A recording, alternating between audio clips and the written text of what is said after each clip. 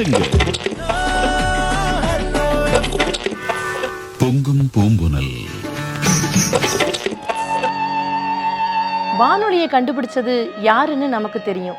இத்தாலியை சேர்ந்த மார்க்கோனி. அவர் கண்டுபிடிச்ச அந்த வானொலி நம்ம இந்தியாவோட சுதந்திர போராட்டத்துல ஒரு முக்கிய பங்கு வகிச்சிருக்குன்னு நம்மள எத்தனை பேத்துக்கு தெரியும்?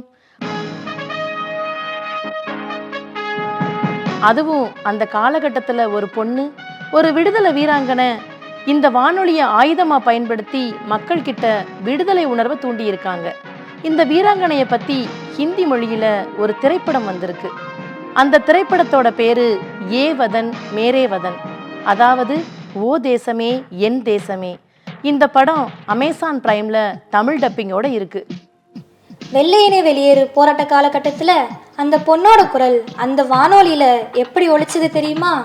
This is Congress Radio speaking from somewhere in India on 42.34 meters.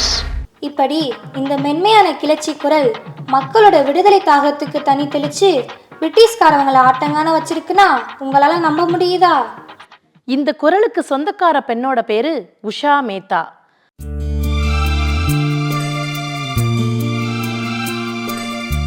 Gujarat மாநிலம் சூரத் மாவட்டம் சரசுங்கிற ஊர்ல 25 மார்ச் 1920 ஹரிபிரசாத் மேத்தா மற்றும் கெளிவன் மேத்தாவுக்கு மகளா பிறந்தாங்க.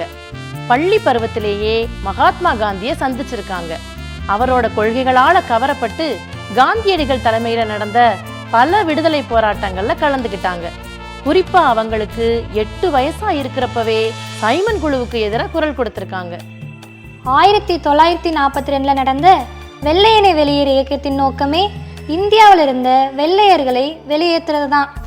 இதுக்காக மக்களை திரட்டி பெரிய போராட்டத்தை முன்னெடுக்க நினைச்சாங்க சுதந்திர போராட்ட தலைவர்கள். ஆனா அதை தடுக்கிறதுக்காக அந்த தலைவர்களை பிடிச்சி ஜெயில போட்டுடுறாங்க பிரிட்டிஷ்காரவங்க.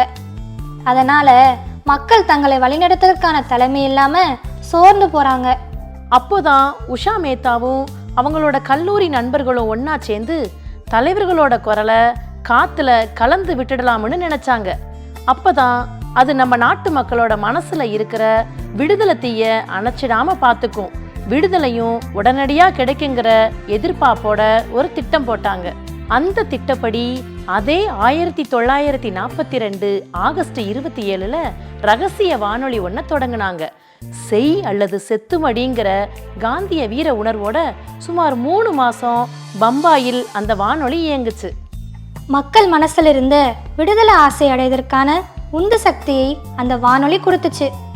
ஆனா அப்போ திடீர்னு என்ன நடந்துச்சு தெரியுமா? சென்சார் ஒளிபரப்பு உணர்கருவிகளை பயன்படுத்தி பம்பாயில் இருந்த அவங்களோட வானொலி நிலையத்தை கண்டுபிடிச்சு முடக்கிட்டாங்க பிரிட்டிஷ்காரவங்க. உஷா மேத்தாவையும் அவங்களோட இருந்த மற்ற போராளிகளையும் நவம்பர் 1942 கைது செஞ்சாங்க. இவங்களை பூனேல இருக்கிற எரவாடா சிறையில 4 வருஷம் வச்சிருந்து மார்ச் 1946 தான் விடுவிச்சாங்க. இந்தியா சுதந்திரம் வாங்கின பிறகு 1998 தான் இந்திய அரசு அவங்கள கௌரவிக்கிற விதமா இந்தியாவின் 2வது பெரிய விருதான பத்ம விபூஷன் விருதை வழங்கினாங்க. இந்த உஷா மேத்தாவோட வாழ்க்கை வரலாறு தான் ஏ வதன் மேரே வதன் படத்துல எடுத்திருக்காங்க.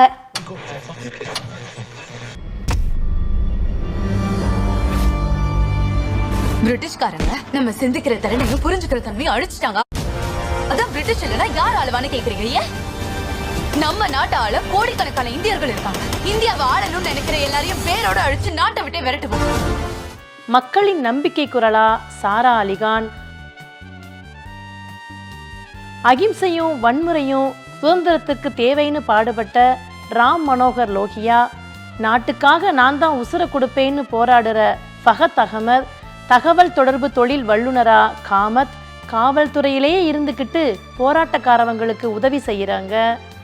அது மட்டுமா, காதலிக்காகவும் அவளோட கொள்கையான சுதந்திர தேசத்துக்காகவும் போராடுற கௌசிக், தள்ளாத வயசுலையும் தன்னோட பங்களிப்பா நகைகளை கொடுத்து போராட சொல்லுற பாட்டி, பிரிட்டிஷ் சலுகை என்கிற அடிமை புத்தியிலிருந்து விடுதலையான அப்பா, இப்படி தேசபக்தி உண்மையிலும் கதாபாத்திரங்கள் இந்த திரைப்படத்துல நிரம்பி இருக்காங்க. மக்கள் களமிறங்கி வந்து போராடுறதுக்கு வழிவகுத்த முக்கியமான தூண்டுகோலாக இருந்தது ஒரு வானொலி. அதுவும் ஒரு பொண்ணு தைரியமாக முன்னெடுத்து இந்த வானொலியை நிர்வகித்து சாதனை படைச்சது நமக்கு பெருமைதானே. காற்றோடு கலந்த வானொலி, அந்த வரலாறோடு கலந்த உஷா மேத்தா.